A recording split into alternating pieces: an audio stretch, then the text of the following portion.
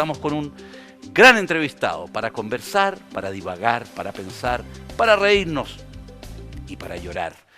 Estamos aquí y ahora en la conversa de mediodía en Red Televisión con Felipe Cast. Tomás. Bienvenido. Muchas gracias por la Literalmente bienvenido. Y vienes de Talca. Vengo de Talca, efectivamente, visitando aldeas, campamentos, ese Chile que a veces no queremos ver y que está ahí hace mucho tiempo y que si nosotros no nos hacemos cargo desde la política, ¿quién lo va a hacer? Felipe, ¿cómo eras a los 10 años?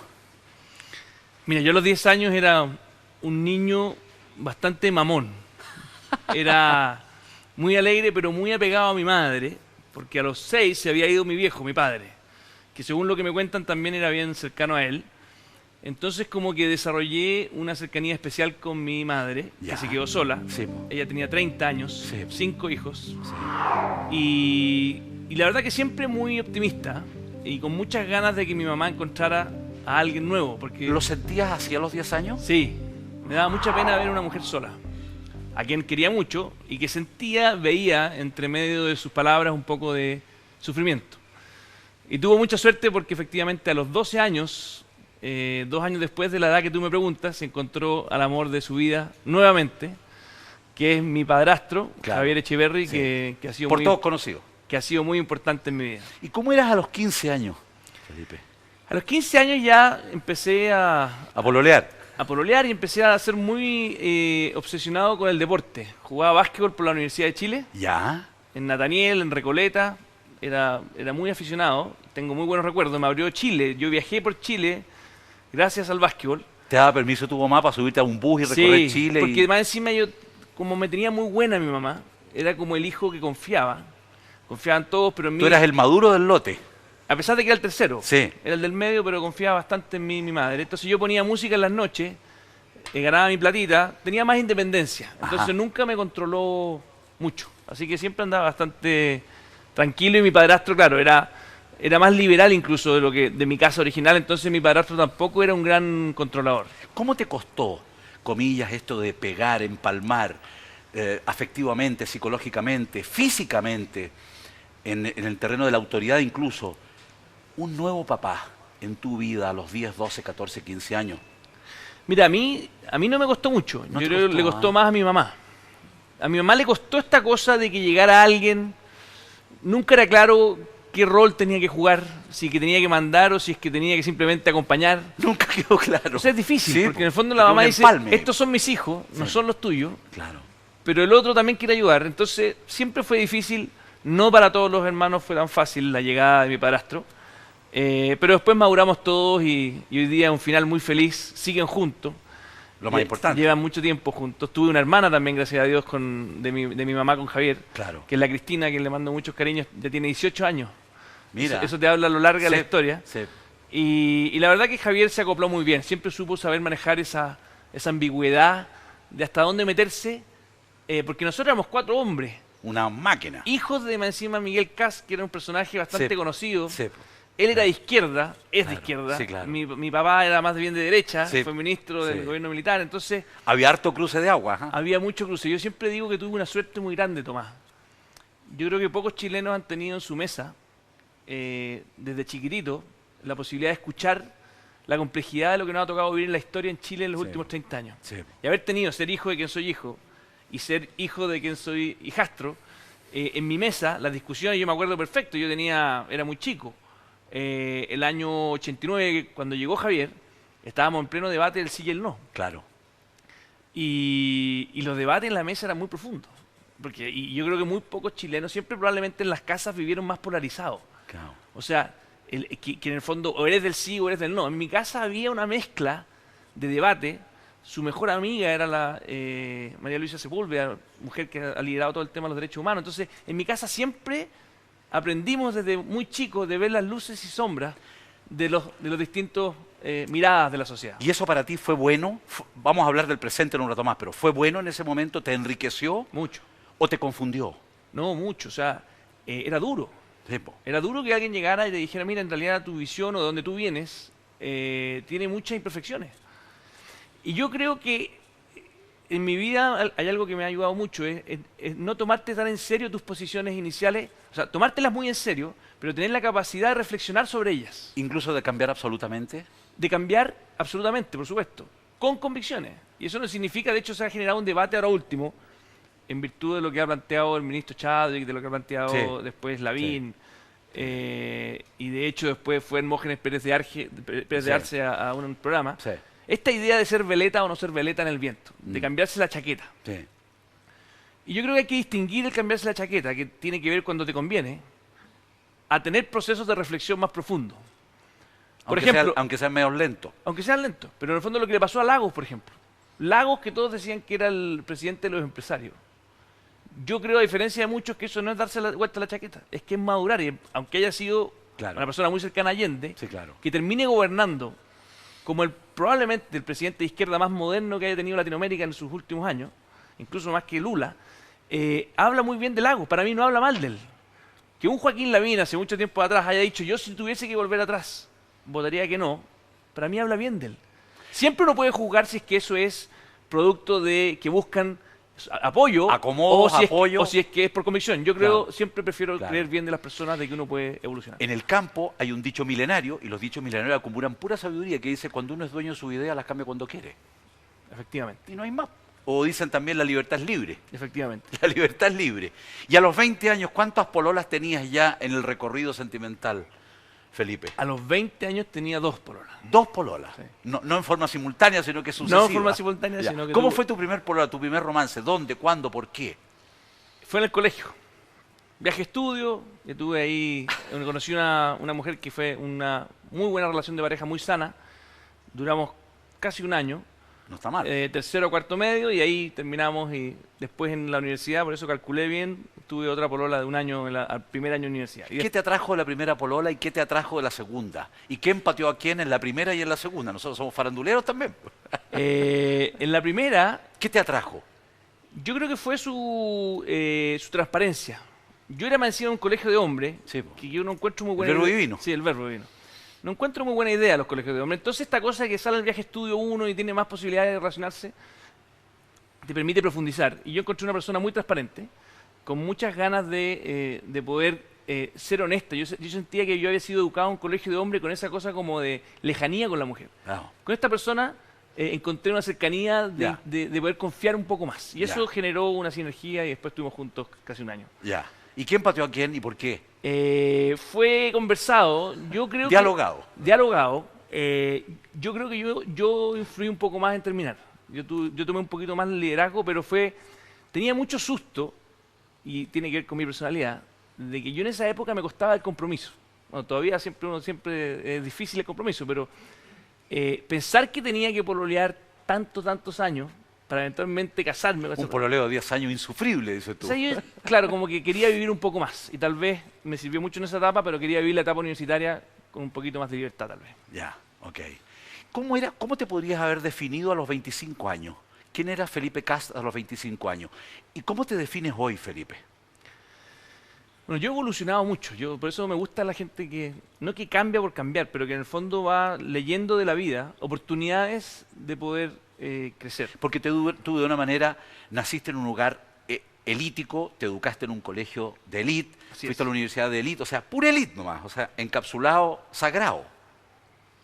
Tus primeros combates Me fueron tocó- todos sagrados. Me tocó, bueno, efectivamente, mi viejo me llevaba bastante a los campamentos, era bastante de sacarnos. ¿Ah? Mi papá, Sí. que trabajaba mucho, Sí. y se dedicó mucho a la pobreza, no le gustaba que estuviésemos encerrados. Después viene el básquetbol, que como te lo comenté, me Sí. abrió mucho las puertas. De dormir. Conociste el mundo real, o sea, un poco. Muchos de mis amigos en la época adolescente no eran amigos del colegio, eran amigos de muchos otros colegios de Chile. Claro, El básquetbol es un claro. deporte muy popular, por lo tanto tenía amigos de distintos lugares. Y después, en la universidad, me toca congelar en cuarto año y me voy a Cuba. También buscando un poco esta Eso apertura. ¿por qué te fuiste a Cuba? Que en esos años estaba más lejos y más difícil que hoy. Hoy en día Cuba está 5 horas. Sales de aquí Sí. y almorzáis en Cuba, en La Habana.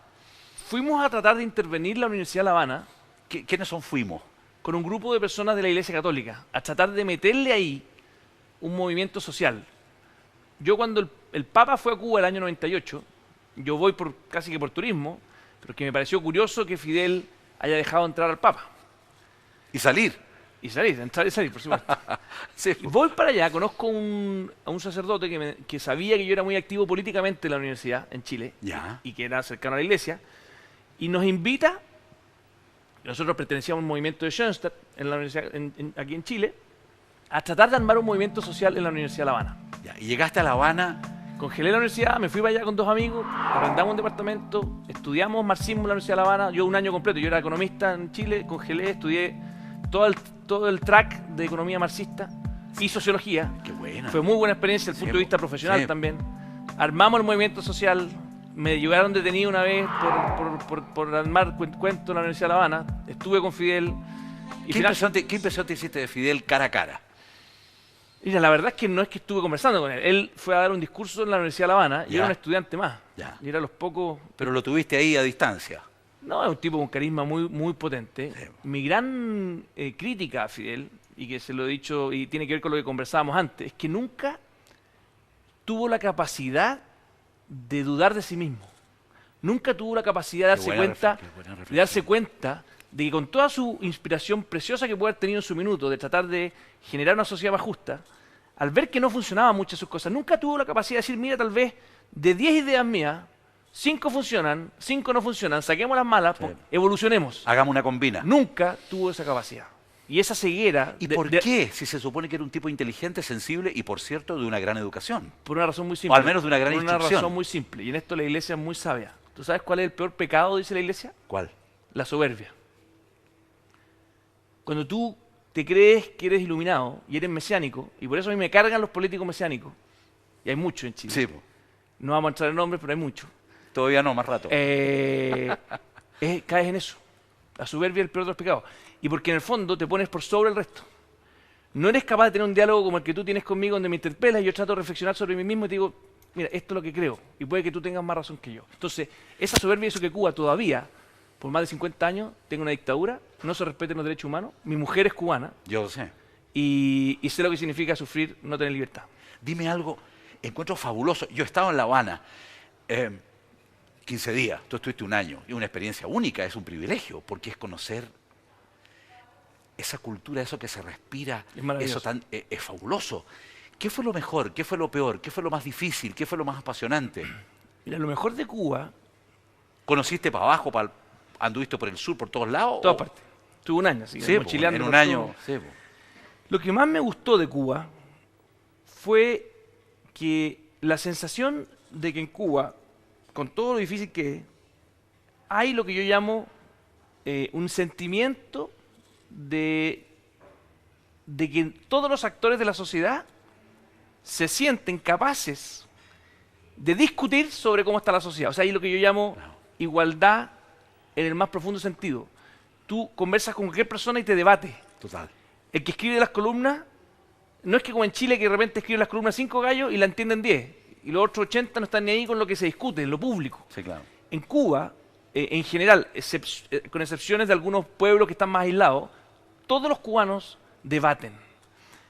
Yo siempre he aspirado a un Chile más justo, un Chile con menos pobreza, pero en el fondo me voy a quedar tranquilo cuando sienta también de que todos los chilenos se sienten que son capaces de hacerse parte del debate público. Algo así como que todos los chilenos la llevaran.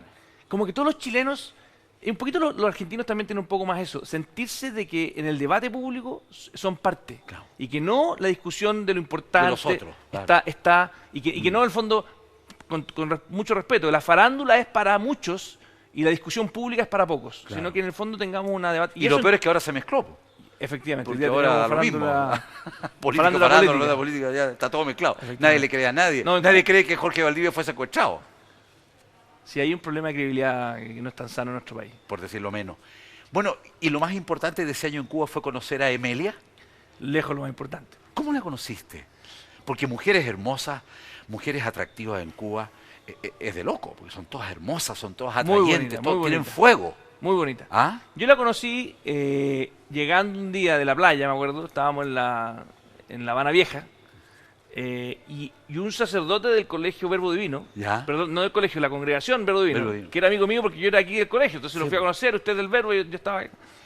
Y él me la presenta. Y me dice, oye, mira, y ella era justo la misa fallecía su papá, se había fallecido su papá hace 5 años, entonces una vez al año iba a misa a recordar a su padre con su mamá. A esa iglesia, A parroquia, esa iglesia que lugar. era del Verbo Divino. Fue una Ya, casualidad que yo mira. pasé por ahí a saludar a este padre. Mira. Y ahí la conocí y bueno, obviamente después me dejé caer en su casa, pinté la casa, arreglé los muebles. Hiciste todos los méritos que había que hacer. Después puro mintiendo durante un par de meses para que tratar de entrar con un poquito de entusiasmo a esa familia. Me recibieron muy bien. Hoy día, de hecho, mi suegra vive con nosotros aquí en Chile. Mira. La hermana de mi suegra también. Pero Así escúchame, que- bueno, y pinchaste con ella, flecharon, idioma de como las tías, así. ¿En qué momento de ese año? ¿En el mes 6, en el 8, en el No, 10? al tiro. Ah, O sea, tiro. ella fue muy dura y los cubanos tienen una madurez en el tema de las relaciones mucho mayor que nosotros. Nosotros Ya. tenemos, yo siento, tal vez que yo por venir tal vez de este colegio de hombres, uno trata de conquistar. La mujer cubana o ella tenía la habilidad de tratarlo todo con más naturalidad. ¿Te pasó a la categoría amigos muy rápido? No, en el fondo no tenía ni un rollo. Uno como que andaba más Sí. complicado, ella... ¿Qué signo eres tú? Géminis. De hecho, estuve cumpleaños el 9 de junio. ¿Ya? Hace ¿Y eres poquito. Géminis? ¿Cómo es un Géminis? Yo no tengo idea de esa cuestión. no, así no, que no eres de horóscopo. No horóscopo, no creo, no tengo idea. Ya, Pero, no pero tiene en el idea. fondo me Ya. han dicho que es de Géminis con alta personalidad, no tengo idea. Bueno, pero tú, ¿cómo te describes a ti mismo hoy? ¿Quién es hoy día Felipe Cast? De adentro, Yo soy un... para un ovni que va pasando. ¿Quién eres tú? Yo soy un agradecido de la vida. Desde muy chico que tengo esa sensación de que estamos de paso. Entonces trato de ser muy optimista. Siempre le digo a mi mamá que a veces quiere que los encuentros familiares salgan perfectos. Le digo, mamá, esto es cosa de bajar la expectativa y gozar Con lo que hay. todo lo que venga. Claro. Porque yo siempre me he preguntado, Tomás, y tal vez tengo ese sesgo de chico, ¿por qué estamos acá tú y yo ahora? ¿Y por qué me regala Dios, el creador, lo que sea, este momento? ¿Tú crees en Entonces- eso que dicen muchos que nada es porque sí? No, efectivamente, yo creo que hay algo mágico en todo esto, Ya. que es la curiosidad que estamos vivos. Y yo siempre me he preguntado por qué le toca a uno, no podría ser cualquier tipo de animal. Yo cuando... yo reflexiono mucho porque yo creo que tú pierdas a tu papá a los 6 años te hace reflexionar mucho sobre la muerte. Y no en el mal sentido, sino que en el fondo aprender a vivir con ella en lo positivo, de que todo esto es un regalo. Entonces, si tú me preguntas quién soy, trato de ser gozador, trato de sentir que cada día es una oportunidad, trato de darle sentido a mi vida y eso creo que es bastante de una herencia de mi padre, de que era una persona que le dio mucha pasión a su vida para que tuviera un sentido social. Felipe, ¿y las depres, las zonas oscuras, las lagunas, los días grises? ¿Cómo es Felipe Cast en eso? Porque nadie es monedita de oro. No. Nadie anda siempre con los neblineros prendidos. A mí me cuesta mucho, yo he tenido momentos muy difíciles en mi vida, Tomás. ¿Cuáles son los más relevantes, los más He jodidos? tenido seres queridos que han tenido depresión. A mí, gracias a Dios, no me ha tocado, pero he tenido seres queridos que han tenido depresión muy dura. Y eso para mí me ha marcado mucho. Y gracias a Dios hoy día también, pero en el fondo, para mí, mis amigos, mi familia es muy importante y he visto cómo lo puede pasar muy mal una persona. Sí, po. Y me ha tocado acompañarlo muy de cerca. Y eso me ha liberado mucho, aunque parezca una contradicción. Te has liberado. Sí, ¿ah? porque cuando tú estás cerca de alguien que lo pasa muy mal, te das cuenta de que en el fondo todo lo que uno hace, la pega, que puede ser importante, no haber sido ministro, haber estado en una pega más o menos importante, lo que sea, o haber estudiado lo que uno estudió, queda de lado, es pequeño Sí, po. al lado de la densidad que tiene que un amigo tuyo esté feliz o que esté muy infeliz. Ah. Entonces, mis momentos más oscuros es cuando veo que hay alguien al lado mío que quiero y que a veces ha pensado incluso en quitarse la vida. Eso ha sido lo más duro que me ha Demoledor, tocado. por cierto. ¿Tú eres un gallo frío, un hombre cálido, un hombre cambiante? ¿Eres razón, emoción? ¿Eres calculador? Porque tú eres economista, eres un hombre de números, eres un gallo brutalmente inteligente, todo el mundo lo sabe, un gallo que se ha educado prime. ¿Eso enfría o no? Enfría, y yo creo la clave, me lo decía un amigo, que es muy buen amigo, que tiene una historia larga desde los 6 años. Los dos estudiamos economía juntos y él se fue por el lado más humano y hoy día es sacerdote jesuita. Yo me fui por el lado economista, hice mi doctorado y siempre conversamos esto y me dice, y de hecho trato de aplicarlo y por eso hoy día mi pega es full terreno, me dice, no importa solamente lo que uno crea en su mente, importa mucho desde donde uno transmite. Desde donde uno transmite. Desde donde uno transmite. Sí, ¿Qué sí, significa desde donde uno transmite? Con quién estás conectado en el corazón. Porque no es lo mismo el sentido de urgencia que le pone uno a tratar de hacer un Chile más justo. Si tú estás hablando desde un escritorio, mirando los números, con frialdad, tratando de ser racional, que hay que ponerle mucha cabeza fría porque las cosas sin cabeza fría no funcionan. No es el mismo sentido de urgencia que tú le pones cuando entras a una casa y ves 5 niños pasando frío, como me tocó hoy día mismo. Lógico. Y dices, ¿por qué el país no se puede hacer cargo de esta injusticia? ¿Qué culpa tiene un niño nacer en una población, en un campamento? Entonces, si tú no tienes eso, efectivamente está el riesgo de simplemente dejar que el piloto automático Sí, po. maneje el país. Sí, po. Y no que la política, por eso partí diciéndote, se haga cargo de doblarle un poco la mano al destino y que no trabajemos para 5 generaciones más, esperando que en 5 generaciones más Chile va a ser mejor, sino que cómo nos hacemos cargo hoy día de que esa área social, ojalá. Y eso es una de las cosas que cuando tú me preguntaste cuáles son los momentos más duros,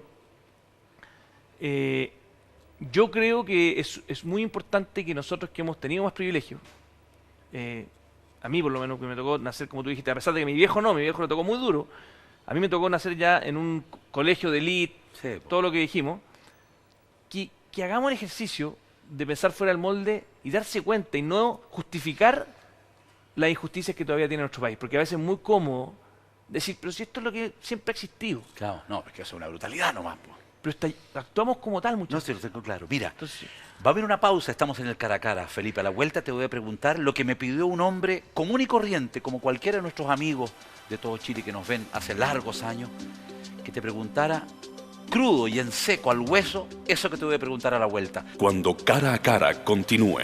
porque esas familias no quieren vivir a costa del Estado, no quieren vivir con un cheque, eso no es dignidad, lo que ellos quieren es trabajo digno.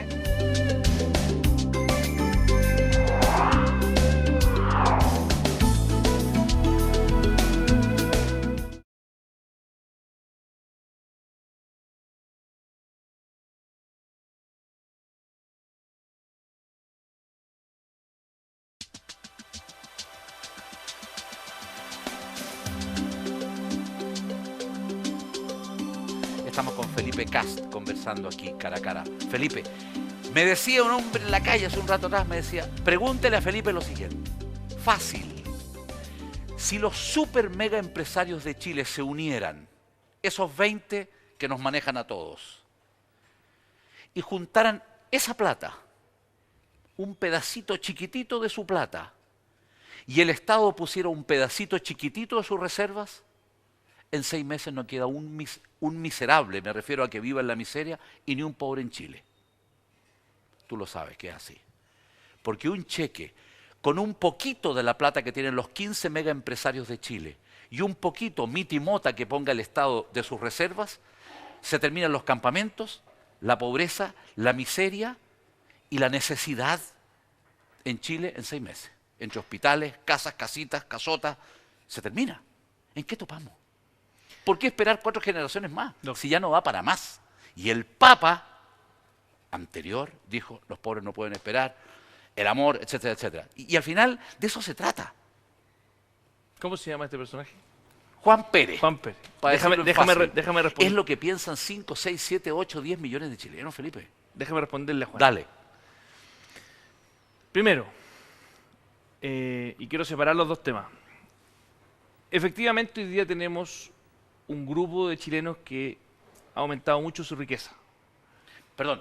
Y de forma legítima y con todo el Absolutamente, respeto del mundo. Está absolutamente. fuera de discusión. Esto no es una crítica, es Absolutamente. una realidad. Y que de hecho yo creo que tienen que empezar a entender crecientemente que su rol social ya no puede ser igual al de un avestruz que esconde su cabeza, sino que en el fondo ellos son hoy día actores políticos y sociales que tienen que hacerse cargo del país. Y por lo tanto, seguir lo que hizo Warren Buffett con una iniciativa que se llama The Giving Pledge, que está invitando, junto con Bill Gates y otros, a que no queden un pedacito. Están invitando a que en vida den 50% de su riqueza, de su patrimonio, a causas sociales. O Que sea, no pasa nada porque al final tienen 40 generaciones listas. 50%. Son puras personas que tienen más de $1.000 millones. ¿Ok? Son puros billionaires. Y hoy día tienen inscrito más de 80. Si tú te metes de givingpledge.org, están ahí los nombres y los apellidos y los obliga a decir por qué hicieron eso. Qué buena. Y tienen 10 años para entregar esos recursos. Por lo tanto, quiero dejar de lado la primera parte, que efectivamente hay mucho por hacer de la sociedad civil para hacerse cargo de los problemas sociales. Ahora, en lo que no estoy de acuerdo con Juan Pérez es que es tan fácil. No es tan fácil, Juan. Y no es tan fácil porque este no es un problema de recursos solamente. Y déjame ponerte un par de ejemplos. Nosotros en Chile, para solucionar el problema de la pobreza, bastaría efectivamente con que entregáramos un 2% del PIB a las familias más pobres en cash, en billete efectivo todos los meses. Y terminaríamos con la pobreza. Ahora, yo me hago la pregunta, ¿es eso terminar con la pobreza? Y yo le quiero decir a Juan que no. ¿Por qué? Porque esas familias no quieren vivir a costa del Estado, no quieren vivir con un cheque, eso no es dignidad. Lo que ellos quieren es trabajo digno, Sí, lo que ellos quieren es movilidad social, quieren que sus hijos, a pesar de que nacieron en un campamento, puedan terminar la universidad. Me lo decía una señora cuando partimos con el ingreso ético familiar, la señora Mónica de Coquimbo, me acuerdo como si fuese ayer. Nosotros llegamos, yo orgulloso ministro, Mónica, su primer cheque, todos los meses va a aumentar su ingreso en un 50%. Ella ganaba 100.000 pesos, va a ganar 150 al mes. Imagínate. Yo feliz, con mi capa de Superman, y me dice, mire ministro, yo le agradezco por esto. Y dígale al presidente que le agradezco muchísimo. Pero ¿sabe lo que a mí me hace llorar y me hace brillar los ojitos? No es estos 150.000 pesos adicionales. Es que mi hija Mónica, que se llama igual que yo, hoy día está en el INACAP. Claro, lógico. Ella logró cumplir sus sueños. Yo le agradezco mucho, de verdad que me sirve mucho esta ayuda, pero le quiero decir a Juan Pérez que esto no es solamente de problema de plata. Y le voy a poner otro ejemplo más, con los campamentos. Con los campamentos podríamos mañana terminar con los campamentos, todos. Y el presidente me dice, Felipe, no quiero que los recursos sean el problema. Dale. Dale. Yo me encargo con la directora de presupuesto de que los recursos estén. Con el ministro Pero Larraín. está la plata, ¿no es cierto? Están. No, pero por supuesto. Entonces hay que hacerlo. Pero Felipe. espérese. ¿Eh? Entonces yo voy donde la dirigente, le digo, ya, tenemos la plata, tenemos todo. Me dice, sí, ¿sabes lo que pasa? Que nosotros no nos queremos ir a cualquier lugar. Nosotros queremos, primero, elegir en Sí, qué terreno. sí. Segundo, queremos qué tipo de casa. Tercero, queremos participar en el diseño. Entonces, la pega mía, el cuello botella que tengo hoy día para terminar con los campamentos no es, No es el cheque. no, es trabajar con las dirigentas. Ok. Y por eso el plan integral de campamentos Ok. es con las dirigentas. Y me dicen, oye, yo he esperado, en promedio, Tomás, y lo que sí es grave, es que en promedio los campamentos tienen 20 años. En promedio. Qué vergüenza. Y el problema está que en los últimos, desde el 2006 en adelante, empezamos a entregar al año solamente 1.800 soluciones. El desafío mío este año es poner 9.000. Tú me dices, ¿por qué no ponen 18.000 este año? Podríamos. El problema es que yo con mi equipo estamos a toda máquina, diseñando, comprando terreno y buscando los lugares para que esas mujeres y hombres se vayan, y esos niños se vayan a vivir en un lugar que quede cerca, Felipe. y no en los extramuros de la ciudad. Ok. ¿Y cuáles son los nuevos lugares? No sus direcciones, sino que cuál es el sentido. Si están aquí en la periferia, ¿se van a ir al otro lado, a la periferia del otro lado? Ellos quieren, o ojalá, al quedarse donde están. Ah, quieren quedarse donde están. Entonces, muchas veces están en lugares de riesgo. Tenemos que hacer los estudios de factibilidad. El Manuel Bustos, por ejemplo, es el campamento más grande de Chile que queda en Viña. Que salió una nota hace poco en un canal de televisión, hicimos juntos. Nosotros hoy día estamos haciendo un estudio de factibilidad por primera vez. Llevan más de 20 años ahí. ¿Cuántas personas viven en ese campamento? 900 familias. El más grande de Chile. ¿A 5 personas por familia? Imagínate. Estamos hablando de más de 4.000.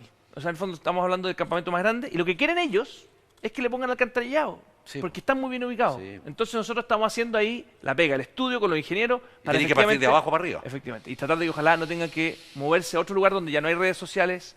Porque el tema de los campamentos, Tomás, la gente no llega simplemente porque no tiene una casa. Llegó al campamento a buscar una familia, llegó a buscar amigos. Claro. Son Sí. mujeres que han tenido crisis en otras partes y terminan buscando una red social y esa red hay que cuidarla. ¿Cuántos años de matrimonio llevas? Yo me casé en el 2004, Ya, así que llevo más de 7. ya. Y pasaste la comezón, está ahí. Sí, no, muy bien. 4 hijos. 4 hijos, no, yo sé. 4 hijos. ¿Qué ha sido lo mejor? ¿Qué ha sido lo más difícil en el mundo de hoy, con los estímulos de hoy, con los vectores de hoy, con la máquina que pasa hoy día para todos lados? ¿En el matrimonio dices tú? En el matrimonio. La pega, el terremoto. Sí. Yo Pura embarrada. Imagínate que no, para mi mujer fue muy duro. Para mí fue muy duro.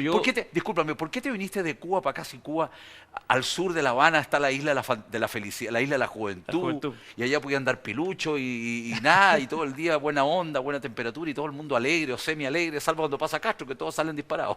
Disparados para adelante o para atrás, La pero verdad que disparados. nos fuimos de Cuba porque a pesar de la gran calidad del pueblo cubano, se pasa muy mal en Cuba. Sí. No hay trabajo. No hay No hay posibilidades de soñar con hacer algo importante para el país. No hay posibilidades de emprender un negocio. No hay posibilidades de actuar en lo público. Ni siquiera levantar la mano, escribir una columna y decir, ¿sabe que yo creo que queríamos hacer las cosas distintas?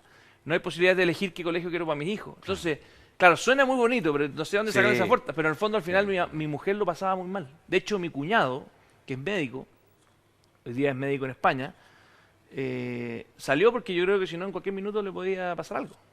Él ya no aguantaba más callarse su opinión frente al régimen castrista. ¿Y cómo son tus 4 hijitos? Porque la mezcla de cubana y chileno, cada cual con sus temperamentos, sus personalidades.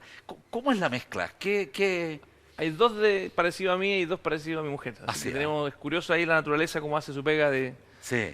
¿Y eso significa en concreto que cómo son los unos 2 y los otros 2? ¿Cómo? Mira, curiosamente, en el fondo de apariencia es muy evidente, 2 y 2, Ya. pero curiosamente está bastante invertida la personalidad.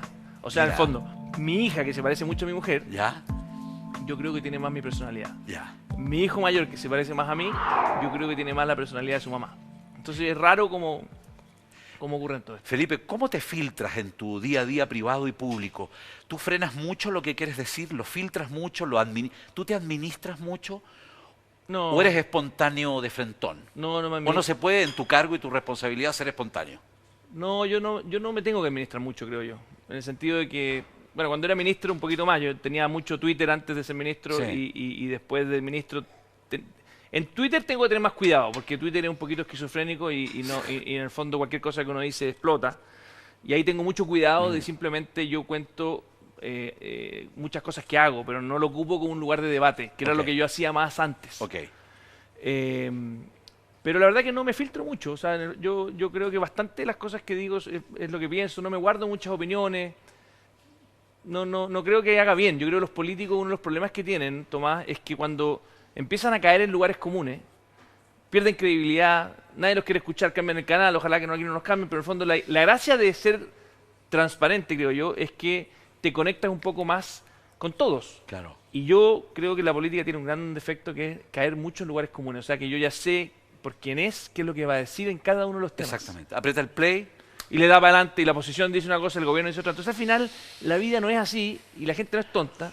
Bueno, por eso las encuestas los rematan, porque el 80% Efectivamente. de los chilenos está en contra de los políticos y Efectivamente. las evaluaciones de este tamaño. Y eso es muy grave porque en el fondo, si no tenemos una política que deje de subestimar al ciudadano, ¿a qué me refiero con subestimarla? Que cuando tú dices puras frases hechas, pensando que si las repites 10 veces va a quedar algo, al final no te vaya a conectar. Y el chileno al final se conecta mucho más cuando dices incluso alguna contradicción. Y dice, mire, sí, yo creo esto, pero en realidad es verdad que no somos Superman. Y mire, en el gobierno estamos haciendo muchas cosas buenas, pero nos encantaría hacer 10 veces más y no podemos hacerlas todas bien. Y la oposición es que critican todo, están todos locos, porque en realidad no es cierto que está todo mal. Como toda la vida estamos haciéndole mucho empeño y nos encantaría ir más rápido en algunas cosas, pero en general que sepan que no nos quedamos por pasión. Felipe, yo sé que tú tienes que conservar ciertos márgenes, cierta diplomacia y todo aquello. Quiero preguntarte bien cara a cara, bien francamente, ¿por qué crees tú que el presidente Sebastián Piñera tiene tan baja evaluación? ¿Es porque él transmite esa cosa dura e impersonal que tuvo contigo y que el ciudadano común, Vox Populi, Vox Dei, comillas, cacha que el hombre es duro y frío como un témpano de hielo, con todo respeto? ¿O hay algo más? Porque ha hecho cosas buenas, lo dicen unos y otros, pero no lo quiere nadie. Sí, yo tengo 2 razones. O lo quieren poco. Yo tengo 2 razones. No lo quieren ni los de su lado. Yo tengo 2 razones. ¿Cuál es tu percepción? Yo creo que hay 2 motivos por los cuales nos ha sido difícil. Discúlpame, versus doña Michelle Bachelet, que dejó varias embarradas, hizo muchas cosas buenas, pero la galla la quiere. Así es. Yo tengo 2 hipótesis. Y siendo súper honesto contigo, yo creo que Sí. tenemos yo no lo conocía el presidente Piñera, me llamó, me dijo, oye, Sí. me han hablado de ti, así que no tengo ninguna lealtad más allá de que el presidente me pidió trabajar en su gobierno. Y yo te quiero decir que es de las personas que más admiro profesionalmente. O sea, es un tipo meritocrático que sin conocerme a mí en las reuniones de gabinete, a pesar de que yo tenía 32 años, siempre me valoró por lo que yo decía. Y no porque yo era amigo. O sea, es un tipo Sí. que tiene un objetivo de tratar de que Chile sea mejor, increíble. Está Y no fuera de sé- discusión. Sí. Ahora, Un balazo al gallo. No, un balazo. es salvaje y de una vocación pública muy profunda y creo que, y aquí van mis 2 explicaciones de por qué creo que ha sido difícil el tema de la encuesta y el cariño.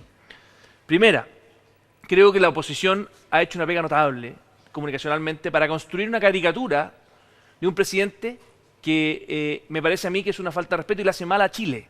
O sea, yo se lo he dicho. cuando empiezan a hablar así del presidente de la República, sin respetarlo, a mí me parece que es muy malo. Y de hecho, en su minuto también se le criticó a la Coalición por el Cambio, a la Alianza, cuando le faltaban el respeto Claro. a la expresidenta. Claro. Yo creo que tenemos que cuidar a nuestras instituciones y creo que la Concertación se ha equivocado en eso y ha hecho una caricatura de un presidente que tiene una vocación social profunda y que quiere hacer de Chile un país mejor, genuinamente, y eso creo que lo han hecho muy bien y por lo tanto ha sido una oposición muy efectiva Ha sido eficiente en esa en, bajada en- del en rating. bajarle el rating al presidente. Ya. Y hay otro error que es nuestro y que no es culpa de la Concertación y que yo creo, y siempre lo he dicho, que nosotros debiéramos, en general, en comunicaciones, dejar que los hechos hablen por sí mismos. Me explico. Postnatal, ingreso ético familiar, Ministerio de Desarrollo Social, lista de espera OGE. No haber hablado tanto al principio, dejar que las cosas ocurrieran y después que sean otros los que hablen de ti. Porque mira, empiezan a ver, oye, y reconstrucción, y empiezan a pasar cosas. ¿Sabes que en realidad estas cosas están ocurriendo en 2 años? En 2 años. Educación, lo que se está haciendo del CAE, bajar la vocación de profesor, todo lo que está pasando en distintos ámbitos. Entonces, tratar de no, yo opino, cacarear tanto las cosas que hacemos y dejar que las cosas hablen por nosotros. Porque no genera mucha empatía cuando nosotros somos los que decimos, mire, 1, 2, 3, 4, Sí, 5. sí. Y la gente dice, pero, pucha, yo sé que han hecho cosas, pero a mí no me cambia tanto la vida de un día para otro. Entonces se genera una dicotomía, un desfase entre la expectativa que se genera y la realidad.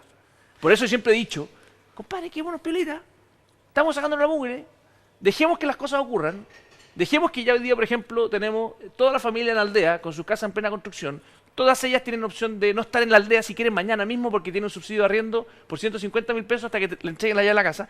Dejemos que ellos hablen. Y yo creo que aquí nosotros hemos, y que obviamente la Concertación también ella hace su pega, cuando nosotros decimos vamos a hacer esto, y nos dan, dejar que los actos y los hechos hablen por sí solos. Felipe, ¿a qué le tienes miedo? Le Miedo. Sí, le tengo mucho miedo a la violencia. ¿A cuál de todas las violencias? Bueno, a todas, pero en el fondo me tocó, o sea, yo cuando veo, por ejemplo, lo que ocurrió en el acto que se hizo para mostrar el documental de Lo que pasó en la calle San Diego frente al Copulicán. al Copulicán, a mí me genera frustración. Y yo la violencia, desde chico me pasó, yo era malo para los combos. He pegado un solo combo bien puesto en mi vida. ¿Y a quién se lo pegaste, un compañero? No, aquí se lo pegué en el extranjero, en Canadá, le pegué a un gallo que me quería pegar muy fuerte, estaba medio drogado, creo yo, venía hacia mí y le tuve que poner un buen combo y me salvé, porque si no yo creo que me habría dado muy duro. Pero yo siempre he sido muy temeroso a la violencia. Mi mujer se ríe porque pasan los perros a veces y yo como que no soy un tipo que le dé lo mismo a la violencia, me cuesta. Y haber visto la violencia desde chico, obviamente, en el país, y ver que a veces tenemos ciertos grupos de la población que creen que la violencia es legítima para lograr sus objetivos, me genera mucho temor. Y ver lo que vi hace poco, Salvaje. que yo pensé que habíamos pasado esa etapa, Salvaje. me cuesta Salvaje. mucho. Y ver a los Y ver a carabineros los con miedo. No, y no solamente a los carabineros, ver después cómo 15 tipos destruyeron una automotora de autos de que estaban vendiendo la gente, pero con un odio. Sin Dios ni ley. Entonces ahí es donde uno dice, todavía nos queda un buen camino por recorrer. Vamos a ver una pausa, estamos en el cara a cara, estamos con Felipe Cast, volvemos en un instante. Cuando Cara a Cara continúe. Cuando tú ya no crees ni en tu mamá, ni en tu hermano, ni en nadie, es lo más duro que te puede pasar.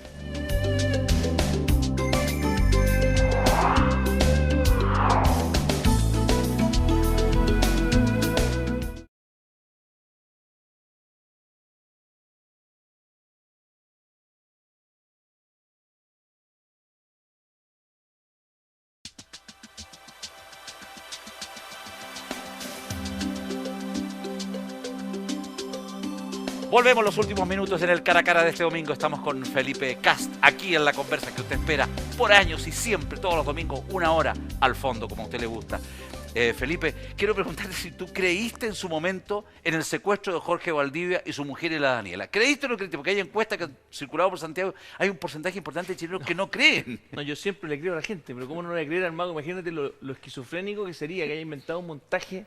No, yo le creo absolutamente. Le creo, en porque general le algunos creo a toda la gente, ¿sí? ¿Por qué andar mintiendo a la gente? Claro, es lo que yo también le creo, pero hay mucha gente que dice, no, eso lo hizo para volverse a Chile y negociar No. mejor con el Palmeiras. No, yo te comentaba ahí que en Cuba uno de los grandes dramas que hay y que de hecho yo diría que es lo más duro de Cuba. No me preguntaste qué es lo que fue lo más duro de Cuba. Lo más duro de Cuba es la falta de confianza. El régimen comunista es especialista en que tú nunca sepas en quién confiar. Qué terrible. Mi mujer me contaba este ejemplo. Una familia que de repente se muere, un hermano de la familia, y era un hermano que era presidente o dirigente anticastrista. Anticastrista. De un Ya, movimiento. Sí. Y en el momento del funeral llegan una tropa de funcionarios de la seguridad del Estado a hacerle un homenaje. O sea, era infiltrado y su familia recién se dio cuenta en el funeral que llegaron los de seguridad del Estado a hacerle un homenaje, a poner la bandera cubana y que era un mártir de la patria infiltrado en el movimiento anticastrista. Otro ejemplo. Y esto es más delicado, me tocó a mí. Un obispo, no el cardenal Ortega, otro obispo de Cuba, me dice: Felipe, yo trabajaba con este movimiento social en la Universidad de La Habana y sabíamos que nos estaban observando. Y me dice: Felipe, el Chispa, que el Chispa era el líder mío, mi brazo derecho, es infiltrado. El líder de mi grupo de 70 gallos que nos juntábamos 2 veces a la semana. Y yo le dije al obispo: perdóneme, monseñor, pero yo no creo lo que usted me está diciendo. Dijo: tengo fuentes de que el gallo... Entonces, cuando tú ya no crees ni en tu mamá, ni en tu hermano, ni en nadie, es lo más duro que te puede pasar. Y yo te juro que ahí entendí cómo una inteligencia de un régimen te puede carcomer, te puede destruir el tejido social de una sociedad. Entonces, cuando tú me dices creo en el mago, por supuesto que creo. Y creo en todos los chilenos. Gracias a Dios en Chile, el 99% de las veces que uno pregunta las cosas, la gente te dice la verdad. Y no hay que pensar siempre en el caso extremo del que te puede mentir, porque yo creo que tenemos que... Mira, mi papá, a propósito, me decía una cosa muy linda. Mi papá murió de cáncer y tuvo una enfermedad que duró como 10, 12 meses. Y él grabó unos cassettes. Yo siempre he contado esta historia, no tiene nada nuevo. Y que nos contaba a los hijos su vida en los cassettes. Yo tengo los cassettes. Qué impresionante. Y dice: bueno, Felipito, Pablito, el papá se va a morir, pero les quiero contar un poco qué es lo que fue mi vida, que fue muy bonita. Él murió con 34 años. Tenía un año menos de lo que tengo ahora. Y nos dijo algo que a mí nunca se me olvida. La gente es buena, me dijo. Nos dijo: confíen en la gente. Si ustedes son buenos, la gente va a ser buena con ustedes. Y es un mensaje que me dejó mi viejo que me ha marcado. Y ¿sabéis qué es lo que pasa? Que si tú no crees, si tú crees al revés, el mundo conspira en contra tuyo. Si tú crees optimista, el mundo conspira a favor tuyo. ¿Cómo te ven 20 años más, Felipe? ¿Qué pasan así? Yo vivo mucho el día a día, Tomás, en el sentido de que ni siquiera sé si voy a estar acá en 20 años más. Sí sé que me gusta gozar la vida, me gusta ver que mis hijos lo pasen bien, que mis amigos lo pasen bien, y me gusta que mi pega, la que hago, tenga un resultado que cambie algo. Yo creo que nosotros somos como ángeles que nos mandaron a la tierra a todos, a tratar de transformarlo un poco. Obreros de que hacen de esto un lugar un poco mejor. Así que ojalá que las plantitas que estamos sembrando hagan que alguna familia sienta que el país... ¿Qué te hace reír así espontáneamente, en el día a día, entre medio del combate de las 14 horas? ¿Qué te hace reír? Me hace reír mucho cuando, y me lo enseñó Cuba esto, cuando uno es capaz de reírse uno mismo. En el fondo, yo era muy a la defensiva antes de irme a Cuba. A la defensiva. O sea, a la defensiva en que jugaba un poco, yo creo, aspiraba a no cometer errores. Claro. Algo muy chileno. Muy chileno. Y fui a Cuba y me liberé completamente. Entonces, ¿con quiénes yo me conecto más? Y con quiénes me río más, con aquellos que son honestos consigo mismos y se quieren a sí mismos con todos sus errores. Entonces, lo que más me gusta es cuando alguien de cualquier lugar dice: mira, yo en realidad no me pidas esta cuestión, yo en esto no le pego, y gozan consigo mismos, porque saben que no está en sus manos. Claro. Se reconocen. Hacer de sí mismo alguien distinto. Y tú y yo tenemos miles de defectos. Felipe, tú estás inmerso, estás navegando entre medio de los chilenos, comunes y corrientes. ¿Cuál es el defecto más terrible que tenemos los chilenos? Uno, ¿cuál es la virtud más relevante que tenemos los chilenos? ¿Y qué consejo, qué llamado le harías tú a los niveles sociales más altos de Chile, más burgueses de Chile, más acomodados de Chile, más ricos de Chile? Mira, yo te diría que el defecto más grande que yo veo, que más me cae mal a mí por lo menos y me da tristeza, es la amargura. La amargura de nosotros los chilenos. Creo que hay mucha amargura y tiene que ver un poco con ese odio, lo que comentábamos hace un rato.